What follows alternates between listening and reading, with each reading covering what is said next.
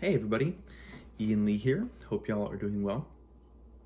In today's video, I'm going to start doing a little mini series. I don't really know how many episodes long it's going to be at this moment, but it's going to be based off of giving the foundations, the essential concepts to Barry Harris's Scales of Chords. I find this system to be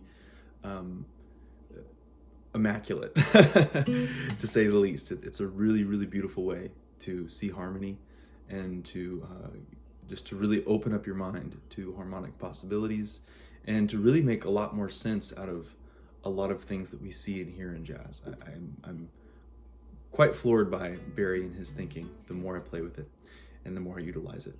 It's really incredible stuff, and it's just fun. I just have a lot of fun exploring it personally. It's just beautiful, it's fun, and I think that in and of itself is enough reason to dive into it and have some time with it. So let's go ahead and dive in. I'll just kind of give the basis here.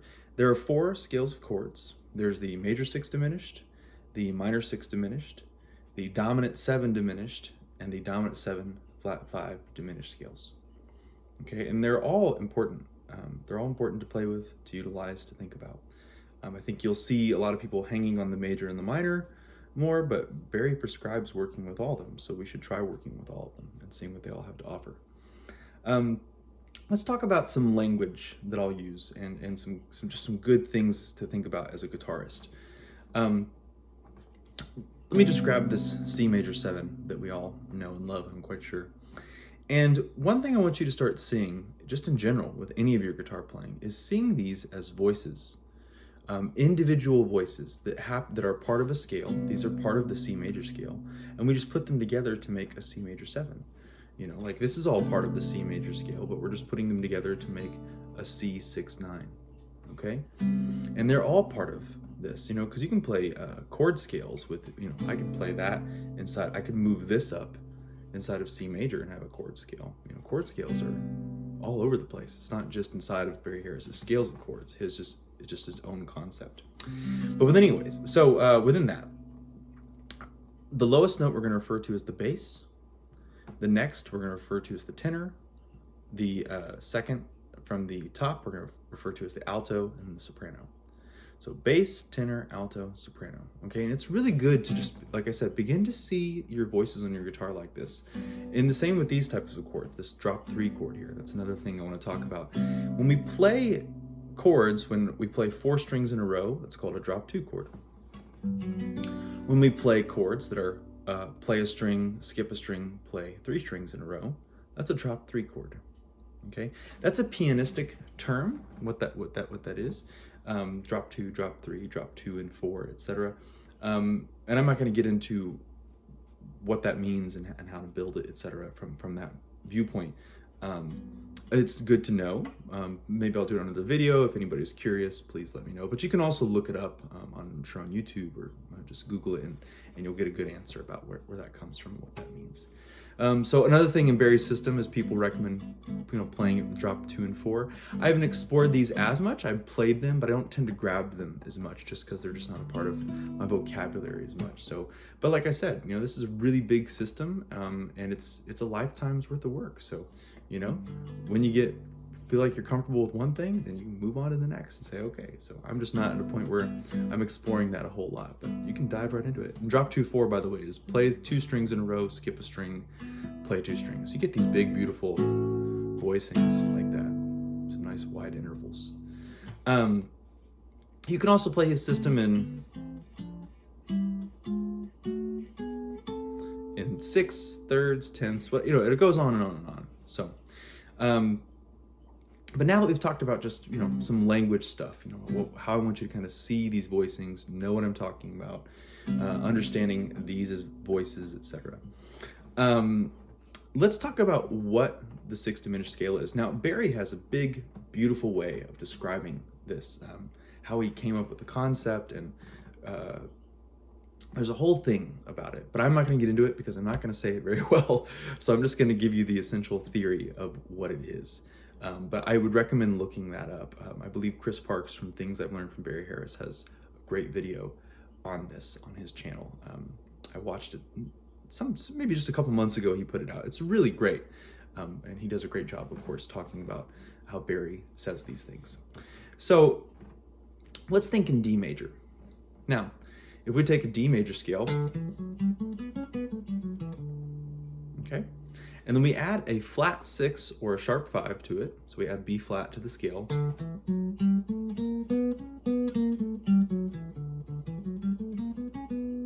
Okay, what we end up getting if we build chords out of that scale, and as we know, in order to build a chord from a scale, or one way to do it, how we get like our classic 7 chord voicings, is you play a note, skip a note, play a note, skip a note, play a note, skip a note, play a note, until you get 4 voices, right? Well, when we do that, what we get is a D6 that just keeps inverting itself.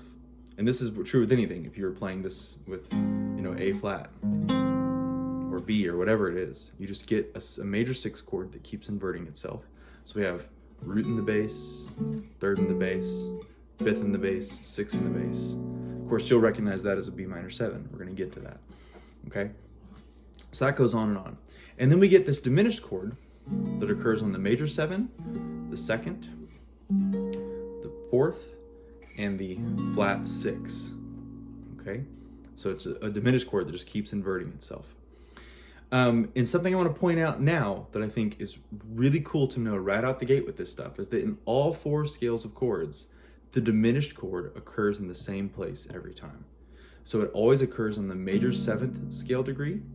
It occurs off the major 2nd scale degree, the perfect 4th scale degree, and the flat 6th scale degree. Okay, that's a really great piece of information that I didn't quite catch early on in learning this stuff. And, it's not a big deal if you don't catch it early on, but I think it's really invaluable to see that. So, and then when we start to play that, suddenly we have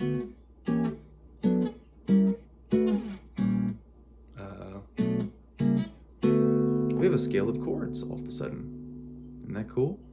We don't just have one grip, like, oh look, here's my grip, and I just play that. Suddenly, I have a scale of chords instead of just this static thing that I grab. And that's what I was talking about with seeing these as voices earlier, that it can create movement, that can flow and move and bend and do all these great things. It's I think as guitar players, we tend to just, especially when we're learning jazz, my experience with it, this is my experience, and I think it's a lot of people's experiences. You just grab these chords and someone says, this is a minor 7, and that's a 5, or dominant 7, and that's a major 7, and you're like, cool, 2, 5, 1, all day, 2, 5, 1, this is what I do, right? But then there's so much more that we can do to create some really beautiful sounds, whether we're playing just by ourselves, or we're comping for somebody, however that works, So, and don't get me wrong, there's nothing wrong with being in a swing band and going,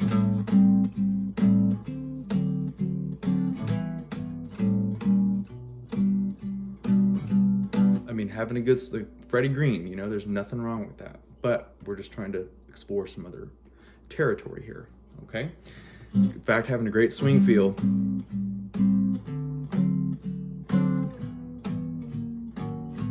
That's a really beautiful thing. Okay, so I'm gonna get off my tangent there. So you'll notice that B minor 7 is a part of this scale of chords. Well, it actually turns out that every major 6 chord is a minor 7 and every minor 7 is a major 6 chord. So these are one and the same. So it's really healthy, to start taking your minor 7 chords and seeing them as major 6 chords and vice versa, so that you can then begin to play with the scales of chords and play with these movements as they occur, okay? So it's a really, really great thing to start messing with. And it takes some practice, it takes some rewiring, but I think if you're gonna get into this stuff, just go ahead and dive in and start seeing this, start kind of rerouting your thinking this way, because it's really beneficial. So what we've covered so far is that we have the scale of chords, we have these voicings, we have drop 2, drop 3, all these systems. If we want to practice all our drop 2s, for example, we have 3 string sets. We have this set, the middle set, and this lowest set. And you can practice your drop 2s on all of those. Am I doing that right? Nope. Okay, and there's this one. Let's see here. Actually, I haven't practiced this lower set in a minute. Shame on me. We've got this up here. Okay, it's good to run through all this stuff. Just, take a little time and practice it. I actually have a video called My Practice Plan for Barriers to Scales of Chords, and I talk about how I kind of break this down in a way that felt digestible for me. You can check that out.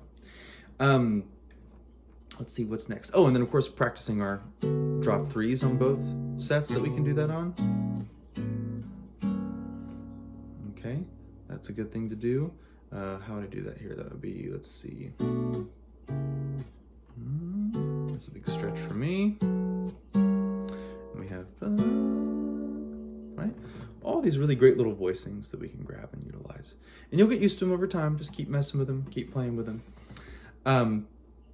So now the implications of that, what can you do with it, right? Because that becomes the next question. It's like, okay, that's all great, but how do I use it?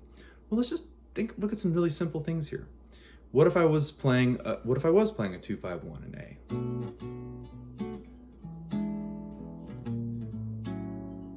Okay, let's just look at that B minor 7 as D6, and let's play with that a little bit. Just a really simple stuff, just playing with the scales of chords. So I can go like, let's do this. Let's go 1, 2, 3, 1, 2, 3, 4, 1, 2, 3, 4. Right? So 1, 2, 3, 4. See, just some nice simple stuff there, just some nice comping. Suddenly I'm not just going. And again, there's nothing wrong with a beautiful swing feel, especially if you're playing kind of more old swing music or something. There's nothing wrong with that. But man, when you're comping for somebody, or maybe you're singing, or you're backing up a singer, whatever it is, it might be nice to throw in a little. And see, that was playing with the scale of chords that belongs to E7.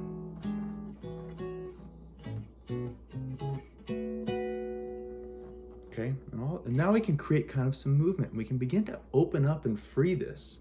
So I'm no longer just seeing B minor 7 is here or here. I see B minor 7 here. I see it here. I see it here. And I see D6 in all these ways now too. This is D6 to me now. That's a D6 possibility. So if I'm playing Deed I Do, a beautiful tune, I play it in D because I sing it in D. It starts off with a 1 chord, then it goes 1 dominant, then it goes 4 minor. Okay, so if I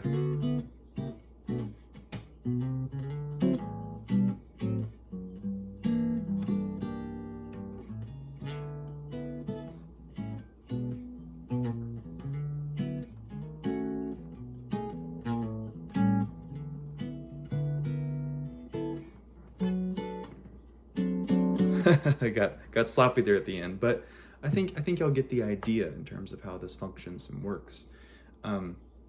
It's some really, really cool stuff to begin to play with. So if you're brand new to this, my recommendation would be to just start getting used to playing in drop 2s, drop 3s, or just pick one voicing set. It's fine, whatever you're comfortable with. And then just start to take little things like that. You take a song that you know and just do a little movement with it. Don't do much. I play Sunny Side of the Street in A, right? So I can start to see A6 is F sharp minor 7, right? And vice versa. So I can grab your coat, get your head. So now I can go grab your coat. Let's see.